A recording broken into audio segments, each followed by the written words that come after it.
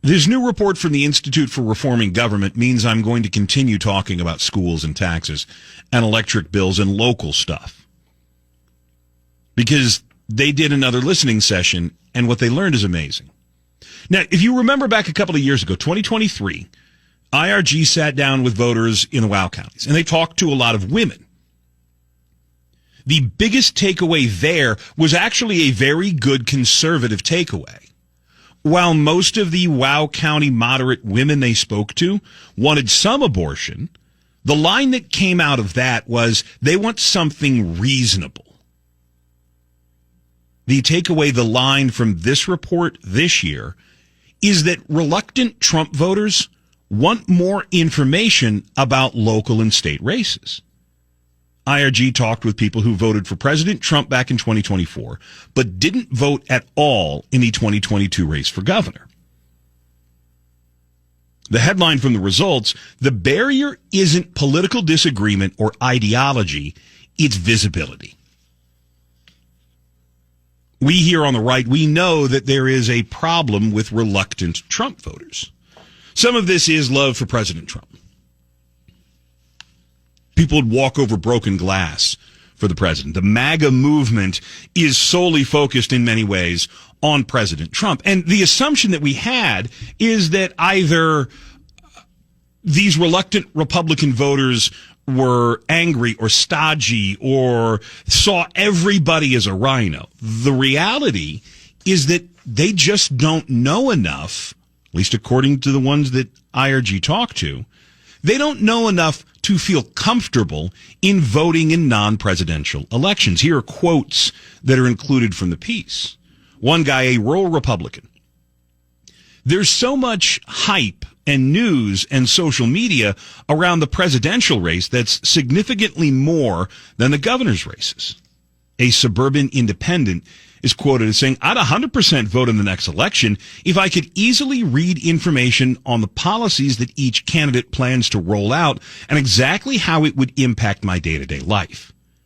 An urban Republican quoted as saying, I never thought twice about who actually has more control over ideas close to home, especially when it comes to school and law enforcement.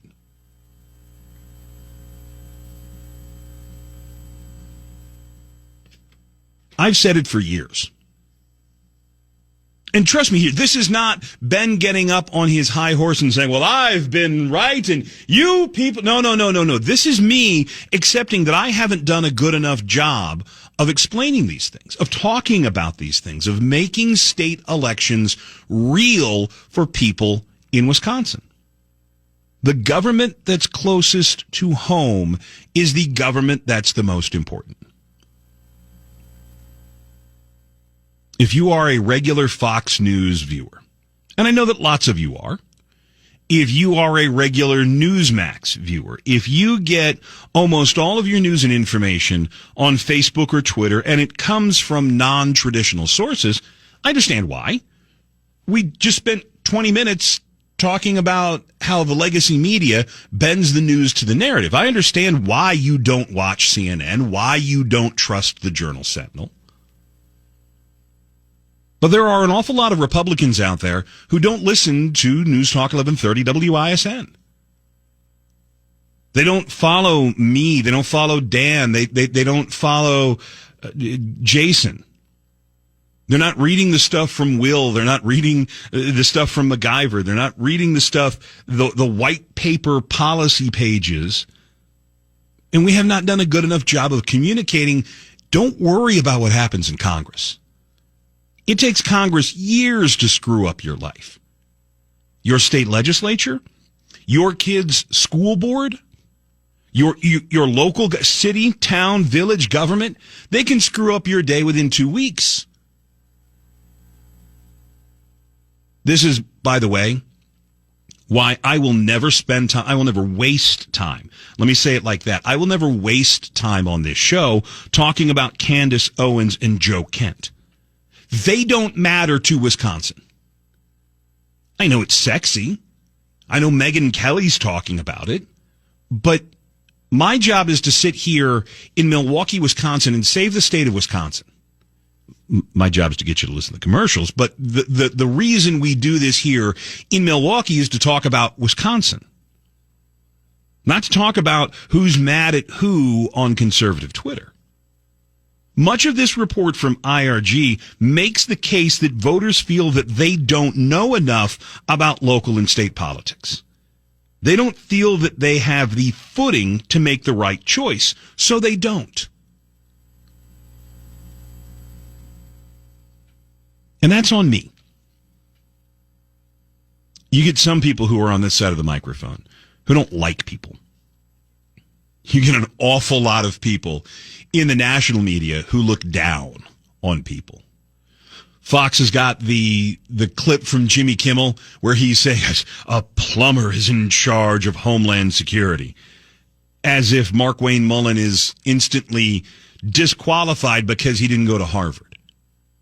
There is an awful lot of that among national media members who think that these kinds of reluctant voters are stupid or knuckle draggers or beyond reproach.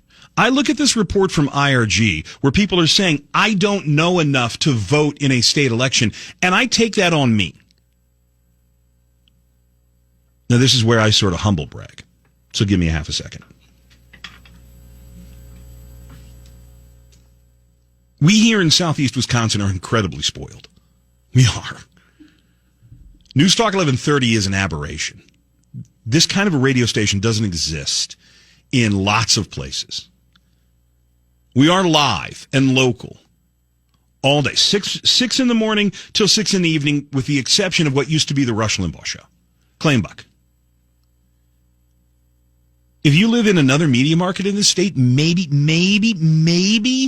you've got some local guy in the morning, and then it's a cavalcade of B-level talent all the way through the rest of the day. Up in Eau Claire, where I used to do the news, it's an iHeart station. I think they're running essentially a podcast for the morning show.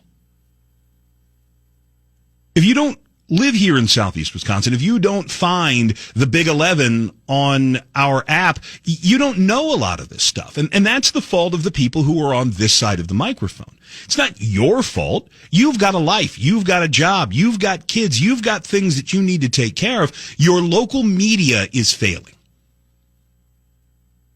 I think Matt Smith does a pretty good job of covering government on Channel 12, but Channel 12 is never going to sit and explain to you why repealing Act 10 is a bad idea. They got maybe 2 minutes to do it. We have 20.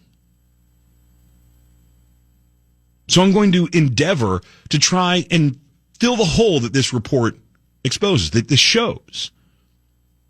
That if there are Republican voters out there who don't feel that they know enough, that they're not comfortable enough to cast a ballot in November, it's going to be my job, my responsibility from here on out to make sure that they do.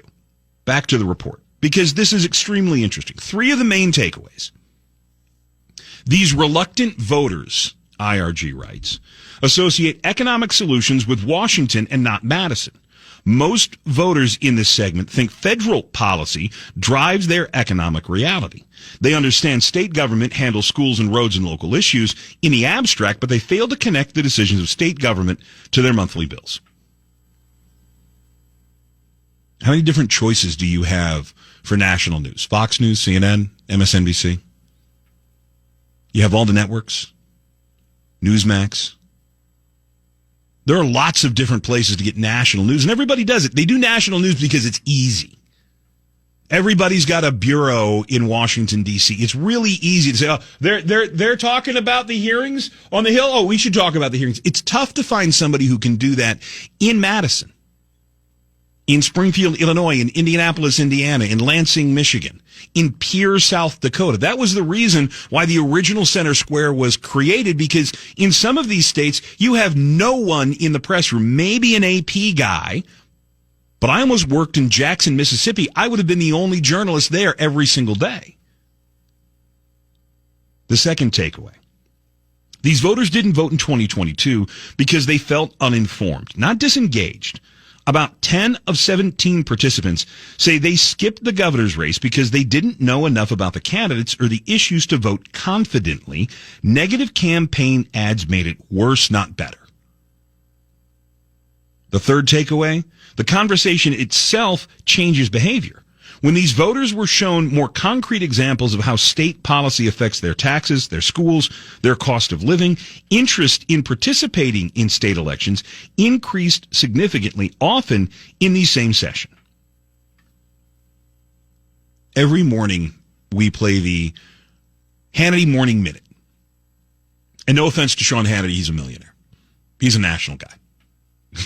People know Sean Hannity. He goes to a restaurant anywhere in this country and somebody's going to recognize him. I go anywhere other than Bobby's and I'm just a dude with a beard. But Sean Hannity is usually 2 days late with his takes, and it's the most obvious take that there is. An awful lot of the national guys say the same thing. They talk about the same thing. They talk about the same myopic, navel-gazing issues.